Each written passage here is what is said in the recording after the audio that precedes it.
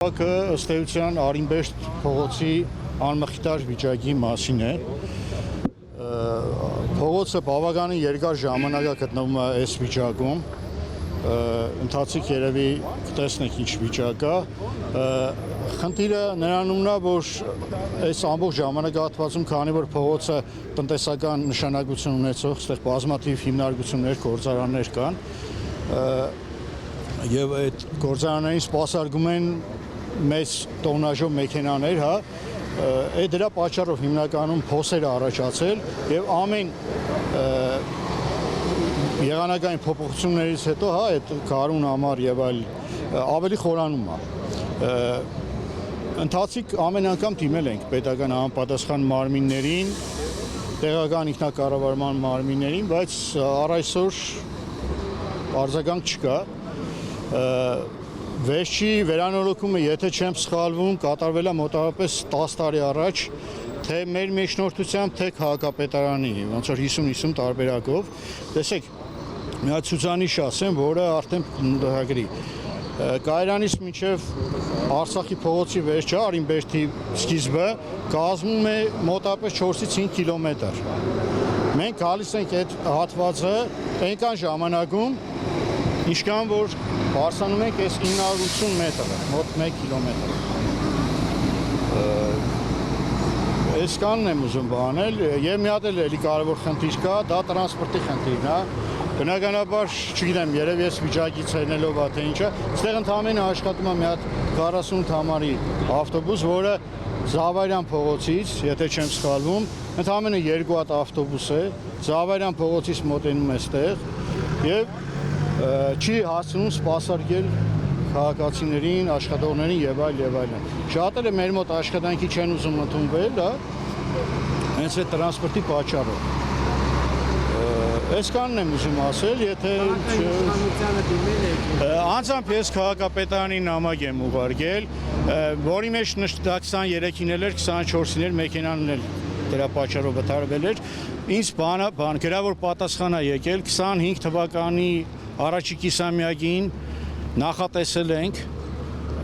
վերանորոգման աշխատանքների փուլի մեջ ներառել Արինբեշտի փողոցը։ Առ այսօր ոչ մի պատասխան այլ չունենք ստացած։ Այսինքն այս փողոցը միշտ այսպես ակտիվ վիճակում է, այս մեքենաները անդադ գնում գալիս են, խցանումները դրանով է պայմանավորված, որտեղ մենք էլ դժվարությամբ կարողացանք հասնել։ Այդքան խցանում չկա, ինչքան այդ մեծ փոսերի մասին է խոսքը։ Տեսեք, այստեղ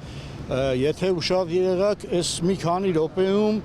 բազմաթիվ մեծ տոննայով, տոննաժանոց մեքենաներ են անցել, 40 եւ ավել տոննանոց։ Ես նույնիսկ այն ժամանակ 10 տարի առաջ, երբ որ վերանորոգումը գնում էր, քաղաքապետարանի ներկայացուցիչին են տպավորել, այս մասում վերանորոգումը ասֆալտապատում է, այսինքն պետքա սովորականի նման չարվի, նա պետքա բետոնային տարբերակով արվի։ Որովհետև սովորական տարբերակ այդ մեքենաներին չի օգնելու։ Ինքը ուշ թե շուտ 1 կամ 2 տարի հետո քանդվելու է։ Կապված ռելիեֆից եւ այլն։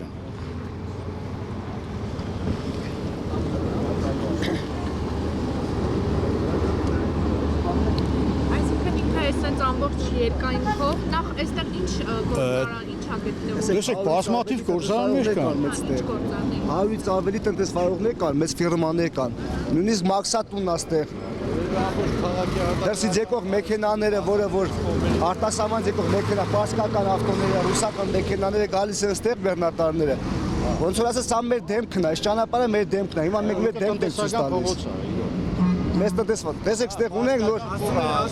Նայեմա ճանապարհների գնում է Պարսկաստան։ Ավիանին դիմել են քաղաքապետարան, աշխատակազմին ենք դիմել, թաղապետարանել ենք դիմել եւ այստեղ ունենք վարչապետին դիմաց 24 թվականի դեկտեմբերին եք վարչապետին դիմել,